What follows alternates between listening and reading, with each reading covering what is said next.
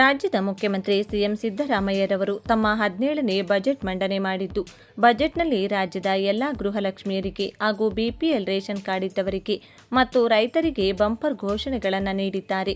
ಹೊಸದಾಗಿ 89,000 ಹೆಕ್ಟೇರ್ ಪ್ರದೇಶದಲ್ಲಿ ತೋಟಗಾರಿಕಾ ಬೇಸಾಯ ಅಳವಡಿಕೆ, 2.23 ಲಕ್ಷ ಹೆಕ್ಟೇರ್ ಪ್ರದೇಶದಲ್ಲಿ ಹನಿ ನೀರಾವರಿ ಅಳವಡಿಸಿ 2.36 ಲಕ್ಷ ರೈತರಿಗೆ ಅನುಕೂಲ. ಬೆಳೆ ವಿಮೆ ಯೋಜನೆಯಡಿ 11 ಲಕ್ಷ ರೈತರಿಗೆ 2,378 ಕೋಟಿ ರೂಪಾಯಿಗಳ ಬೆಳೆ ವಿಮೆ ಪರಿಹಾರ, 21,360 ಫಲಾನುಭವಿಗಳಿಗೆ 9,800 ಕೊಯ್ಲೋತ್ತರ ಘಟಕಗಳ ನಿರ್ಮಾಣ. ತೋಟಗಾರಿಕೆ ಇಲಾಖೆಯ ಕ್ಷೇತ್ರಗಳು ಮತ್ತು ನರ್ಸರಿಗಳಲ್ಲಿ ಲಭ್ಯವಿರುವ ಜಮೀನನ್ನು ಉಪಯೋಗಿಸಿ ಉತ್ಕೃಷ್ಟ ಮೌಲ್ಯದ ತೋಟಗಳ ಅಭಿವೃದ್ಧಿ, ಕೊಯ್ಲೋತ್ತರ ಸೌಲಭ್ಯಗಳು ಹಾಗೂ ತೋಟಗಾರಿಕೆ ಆಧಾರಿತ ಕೈಗಾರಿಕೆಗಳನ್ನು ಪಿಪಿಪಿ ಮಾದರಿಯಲ್ಲಿ ಸ್ಥಾಪಿಸಲಾಗುವುದು.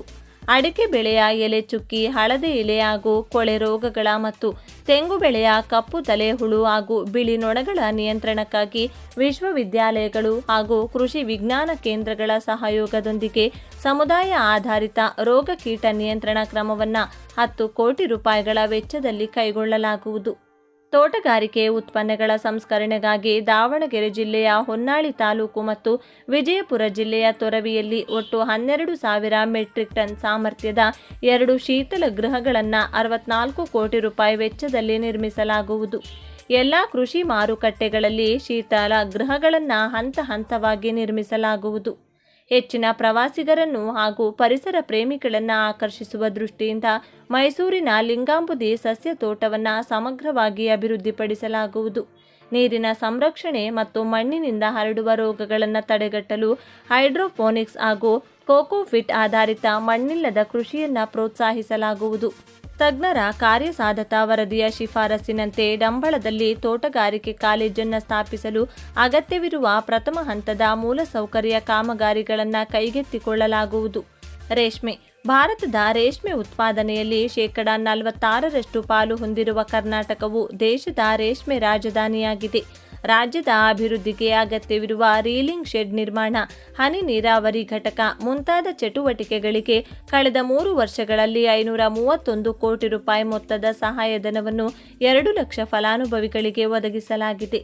ಪ್ರಮುಖ 15 ರೇಷ್ಮೆ ಗೂಡು ಮಾರುಕಟ್ಟೆಗಳಲ್ಲಿ ಸಂಪೂರ್ಣ ನಗದು ರಹಿತ ಡಿಜಿಟಲ್ ವಹಿವಾಟು, ಇ ಹರಾಜು, ಇ ಪೇಮೆಂಟ್ ಮತ್ತು ಇ ಪಾವತಿ ವ್ಯವಸ್ಥೆಯನ್ನು ಆರಂಭಿಸಿದ ದೇಶದ ಮೊದಲು ಮತ್ತು ಏಕೈಕ ರಾಜ್ಯ ಕರ್ನಾಟಕ ಎಂಬುದು ಹೆಮ್ಮೆಯ ವಿಷಯವಾಗಿದೆ. ಉತ್ತರ ಕರ್ನಾಟಕದ ಜಿಲ್ಲೆಗಳಲ್ಲಿ ಉತ್ಪಾದಿಸುವ ರೇಷ್ಮೆಗೂಡನ್ನು ಸರ್ಕಾರದ ಯಾವುದೇ ರೇಷ್ಮೆಗೂಡಿನ ಮಾರುಕಟ್ಟೆಯಲ್ಲಿ ಮಾರಾಟ ಮಾಡಲು ಪ್ರತಿ ಕೆಜಿ ಗೂಡಿಗೆ ಇರುವ 10 ರೂಪಾಯಿ ಸಾಗಾಣಿಕಾ ವೆಚ್ಚವನ್ನು 20 ರೂಪಾಯಿಗೆ ಹೆಚ್ಚಿಸಲಾಗುವುದು. ರಾಮನಗರ, ಶಿಡ್ಲಘಟ್ಟ, ಹಾವೇರಿ, ತಾಂಡವಪುರ ಹಾಗೂ ಕಲಬುರಗಿಯಲ್ಲಿ ಸಿಲ್ಕ್ ಪಾರ್ಕ್ಗಳ ಸ್ಥಾಪನೆಗೆ ಕ್ರಮ ವಹಿಸಲಾಗುವುದು. ರೇಷ್ಮೆ ಇಲಾಖೆಯ ಆಯ್ದ ಕ್ಷೇತ್ರಗಳಲ್ಲಿ ಲಭ್ಯವಿರುವ ಜಮೀನಿನಲ್ಲಿ ರೈತ ಉದ್ಯಮಿ ಹಾಗೂ ರೈತ ಉತ್ಪಾದಕ ಸಂಸ್ಥೆಗಳ ಸಹಯೋಗದೊಂದಿಗೆ ಚಾಕಿ ಸಾಕಾಣಿಕೆ ಕೇಂದ್ರಗಳನ್ನು ಸ್ಥಾಪಿಸಲಾಗುವುದು. ಪಶು ಸಂಗೋಪನೆ. ನಮ್ಮ ಸರ್ಕಾರದ ಪ್ರಾರಂಭ ಅವಧಿಯಲ್ಲಿ ಪ್ರತಿದಿನ 8.75 ಲಕ್ಷ ಹಾಲು ಉತ್ಪಾದಕರಿಂದ 81.78 ಲಕ್ಷ ಲೀಟರ್ ಹಾಲು ಸಂಗ್ರಹಣೆಯಾಗುತ್ತಿತ್ತು. ಪ್ರಸ್ತುತ ಪ್ರತಿದಿನ 9.07 ಲಕ್ಷ ಹಾಲು ಉತ್ಪಾದಕರಿಂದ ಸರಾಸರಿ 1 ಕೋಟಿ ಲೀಟರ್ ಹಾಲು ಸಂಗ್ರಹಣೆಯಾಗುತ್ತಿದೆ. ಹಾಲು ಪೂರೈಕೆದಾರರಿಗೆ ಬಾಕಿ ಇದ್ದ 609 ಕೋಟಿ ರೂಪಾಯಿ ಪ್ರೋತ್ಸಾಹ ಧನವನ್ನು ಒಳಗೊಂಡಂತೆ ಇದುವರೆಗೂ ಒಟ್ಟಾರೆ 4,523 ಕೋಟಿ ರೂಪಾಯಿ ಪ್ರೋತ್ಸಾಹ ಧನವನ್ನು ನೀಡಲಾಗಿದೆ. ಅನುಗ್ರಹ ಯೋಜನೆಯಡಿ ಕುರಿ ಅಥವಾ ಮೇಕೆಗಳ ಮತ್ತು ರಾಸುಗಳ ಆಕಸ್ಮಿಕ ಸಾವಿಗೆ ನೀಡುವ ಪರಿಹಾರ ಧನವನ್ನು ಹೆಚ್ಚಿಸಿ ಇದುವರೆಗೂ 1.70 ಲಕ್ಷ ಫಲಾನುಭವಿಗಳಿಗೆ 101 ಕೋಟಿ ರೂಪಾಯಿ ವಿತರಿಸಲಾಗಿದೆ. ಕರ್ನಾಟಕ ಸಾಂಪ್ರದಾಯಿಕ ಅಲೆಮಾರಿ ಕುರಿಗಾಹಿಗಳ ಅಧಿನಿಯಮ 2025 ಜಾರಿಗೆ ತರಲಾಗಿದೆ. ಇಲ್ಲಿಯವರೆಗೆ 6,702 ಕುರಿಗಾಹಿಗಳಿಗೆ ಗುರುತಿನ ಚೀಟಿಗಳನ್ನು ವಿತರಿಸಲಾಗಿದೆ. ನಮ್ಮ ಸರ್ಕಾರ ಅಸ್ತಿತ್ವಕ್ಕೆ ಬಂದ ನಂತರ 300 ಪಶು ವೈದ್ಯ ಸಂಸ್ಥೆಗಳಿಗೆ ನೂತನ ಕಟ್ಟಡಗಳನ್ನು ನಿರ್ಮಿಸಲು ಕ್ರಮ ವಹಿಸಲಾಗಿದೆ. 2026-27ನೇ ಸಾಲಿನಲ್ಲಿ ನಬಾರ್ಡ್ ಸಹಯೋಗದೊಂದಿಗೆ ಹೊಸದಾಗಿ 100 ಕಟ್ಟಡಗಳನ್ನು ನಿರ್ಮಿಸಲಾಗುವುದು.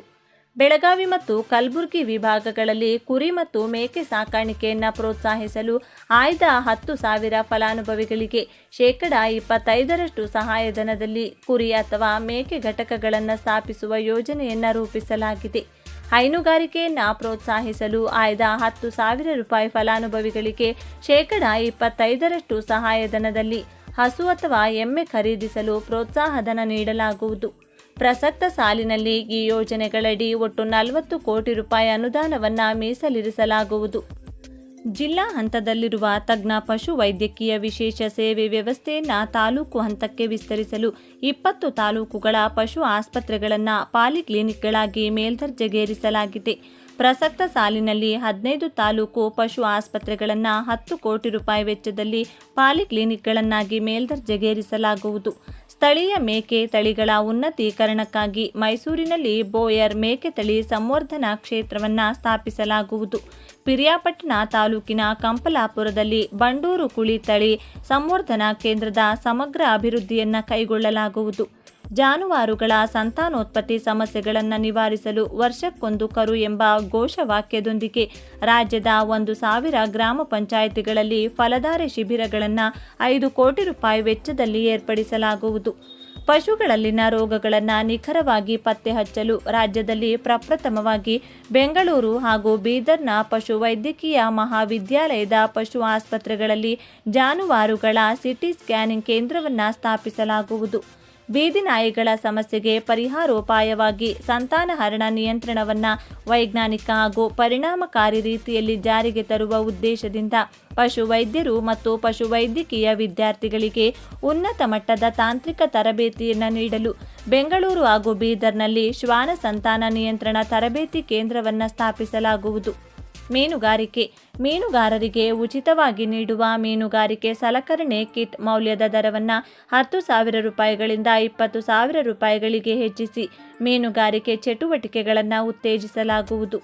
ಜೈವಿಕ ತಂತ್ರಜ್ಞಾನದ ಉದ್ಯಮಗಳು, ನವೀನ ತಂತ್ರಜ್ಞಾನದ ಅಭಿವೃದ್ಧಿ ಮತ್ತು ಸಮುದ್ರ ಕೃಷಿಯನ್ನು ಪ್ರೋತ್ಸಾಹಿಸಲು ಮಂಗಳೂರು ಮೀನುಗಾರಿಕಾ ವಿಶ್ವವಿದ್ಯಾಲಯದಲ್ಲಿ ಸೆಂಟರ್ ಆಫ್ ಎಕ್ಸಲೆನ್ಸ್ ಸ್ಥಾಪಿಸಲಾಗುವುದು.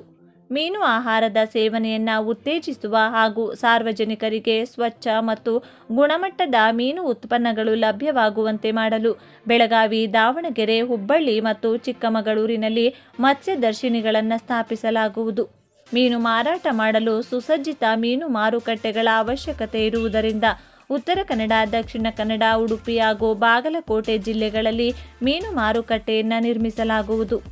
ರಾಜ್ಯದಲ್ಲಿ ಮೀನುಗಾರಿಕೆ ಕೊಂಡಿ ರಸ್ತೆಗಳ ನಿರ್ವಹಣೆಗಾಗಿ 20 ಕೋಟಿ ರೂಪಾಯಿಗಳನ್ನು ಒದಗಿಸಲಾಗುವುದು. ಒಳನಾಡು ಮೀನುಗಾರಿಕೆಯು ಗ್ರಾಮೀಣ ಜೀವನೋಪಾಯ ಮತ್ತು ಆಹಾರ ಭದ್ರತೆಗೆ ಮಹತ್ವವಾಗಿದೆ. ಮೀನುಗಾರಿಕೆಯಲ್ಲಿ ಆಧುನಿಕ ತಂತ್ರಜ್ಞಾನಗಳನ್ನು ಅಳವಡಿಸಿಕೊಂಡು ನದಿ, ಕೆರೆ, ಕೃಷಿ ಹೊಂಡ ಹಾಗೂ ಜಲಾಶಯಗಳಲ್ಲಿ ಮೀನು ಉತ್ಪಾದನೆ ಹೆಚ್ಚಿಸಲು ಮೀನುಗಾರರಿಗೆ ತರಬೇತಿ ನೀಡಿ ಸ್ಥಿರ ಆದಾಯ ಗಳಿಕೆಗೆ ಅವಕಾಶ ಕಲ್ಪಿಸಲಾಗುವುದು. ಸಹಕಾರ 2025-26ನೇ ಸಾಲಿನಲ್ಲಿ 37 ಲಕ್ಷ ರೈತರಿಗೆ 28,000 ಕೋಟಿ ರೂಪಾಯಿ ಸಾಲವನ್ನು ವಿತರಿಸುವ ಗುರಿ ಹೊಂದಲಾಗಿದ್ದು, ಫೆಬ್ರವರಿ 2026ರ ಅಂತ್ಯಕ್ಕೆ 25 ಲಕ್ಷ ರೈತರಿಗೆ 22,000 ಕೋಟಿ ರೂಪಾಯಿ ಕೃಷಿ ಸಾಲವನ್ನು ವಿತರಿಸಲಾಗಿದೆ. ಪ್ರಸಕ್ತ ಸಾಲಿನಲ್ಲಿ 38 ಲಕ್ಷ ರೈತರಿಗೆ ಶೂನ್ಯ ಬಡ್ಡಿ ದರದಲ್ಲಿ 30,000 ಕೋಟಿ ರೂಪಾಯಿ ಕೃಷಿ ಸಾಲ ವಿತರಿಸಿರುವ ಗುರಿ ಹೊಂದಲಾಗಿದೆ. ಯಶಸ್ವಿನಿ ಯೋಜನೆಯಡಿ ಇದುವರೆಗೆ ರಾಜ್ಯದಾದ್ಯಂತ 870 ಯಶಸ್ವಿನಿ ನೆಟ್ವರ್ಕ್ ಆಸ್ಪತ್ರೆಗಳಲ್ಲಿ 86,253 ಫಲಾನುಭವಿಗಳು ಚಿಕಿತ್ಸೆ ಪಡೆದಿದ್ದು, ಇದಕ್ಕಾಗಿ 163 ಕೋಟಿ ರೂಪಾಯಿಗಳನ್ನು ಭರಿಸಲಾಗಿದೆ. ಪ್ರಾಥಮಿಕ ಕೃಷಿ ಪತ್ತಿನ ಸಹಕಾರ ಸಂಘಗಳ ಕೇಂದ್ರ ಪುರಸ್ಕೃತ ಗಣಕೀಕರಣ ಯೋಜನೆಯಡಿ 3,863 ಪ್ಯಾಕ್ಸ್ಗಳು ಗೋ ಲೈವ್ ಆಗಿದ್ದು ಆನ್ಲೈನ್ ಸೇವೆಯನ್ನು ಒದಗಿಸುತ್ತಿವೆ. ಪ್ರಸಕ್ತ ಸಾಲಿನಲ್ಲಿ ಬಾಕಿ ಉಳಿದ 1,628 ಸಹಕಾರ ಸಂಘಗಳನ್ನು ಸಂಪೂರ್ಣವಾಗಿ ಗಣಕೀಕರಣಗೊಳಿಸಲು ಉದ್ದೇಶಿಸಲಾಗಿದೆ. ಸಹಕಾರ ಸಂಘಗಳ ನಿಬಂಧಕರ ಹಂತದಲ್ಲಿ ವಿವಿಧ ಸೇವೆಗಳನ್ನು ಜನಸಾಮಾನ್ಯರಿಗೆ ಸುಲಭವಾಗಿ ಒದಗಿಸಲು ದತ್ತಾಂಶವನ್ನು ಆನ್ಲೈನ್ನಲ್ಲಿ ನಿರ್ವಹಿಸಲು ಶ್ರಮಿಸಲಾಗುವುದು.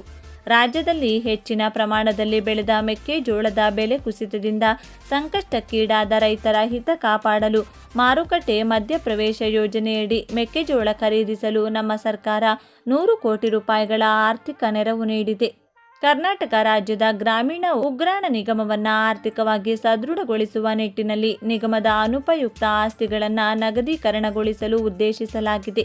ಪ್ರಸಕ್ತ ಸಾಲಿನಲ್ಲಿ ಮೈಸೂರು ಮತ್ತು ಹುಬ್ಬಳ್ಳಿ ಕೇಂದ್ರಗಳಲ್ಲಿ ಸಾರ್ವಜನಿಕ ಖಾಸಗಿ ಸಹಭಾಗಿತ್ವದಲ್ಲಿ ವಾಣಿಜ್ಯ ಸಂಕೀರ್ಣ ನಿರ್ಮಾಣ ಮಾಡಲಾಗುವುದು.